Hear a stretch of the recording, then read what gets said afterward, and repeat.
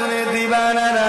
বুখারী শরীফের হাদিসের মধ্যে রয়েছে আল্লাহ নবী নূর নবী দোয়া নবীকে এমন সাহাবা বলতে লাগলে, ইয়া রাসূলুল্লাহ হাবিবাল্লাহ, ময়দানে মাশরে কি হবে উপায়? আল্লাহ নবী বললেন, ময়দানে মাশরেতে तमाम বান্দা বান্দীরা হযরত আদম সাবিউল্লাহ গায়ে যাবে। এ আব্বা হযরত আদম সাবিউল্লাহ, আপনি আমাদের জন্য একটু সুপারিশ করেন। হযরত আদম সাবিউল্লাহ বলবে, ইযহাবু ইলা গায়রি, অন্য কারো কাছে যাও, আমি গন্ধ ফল খেয়েছিলাম। আল্লাহ পাক যদি আজকে আবার আদমকে জিজ্ঞাসা করে, এ আদম কেন তুমি গন্ধ ফল খেয়েছিলে? সেই চিন্তাতে আমি বড় পরেশান আছি, অন্য কারো কাছে যাও। একটু চিন্তা করে দেখে আদম আলাইহিসসালাম যিনাকে আল্লাহ মাফ করে দিয়েছে, ক্ষমা করে দিয়েছে, তাও তিনি নফসি নফসি করছে।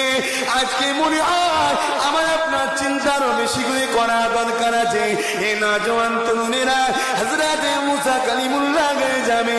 হযরতে মুসা কালিমুল্লাহ আল্লাহ আপনাকে পূর্বারে ডেকে আপনার সঙ্গে কথা বলতো। আল্লাহ আপনাকে কালিমুল্লাহ লাগাম দিয়েছে। এ মুসা কালিমুল্লাহ, আল্লাহ পাকের দরবারে আজকে আমাদের জন্য একটু সুপারিশ করে। হযরতে মুসা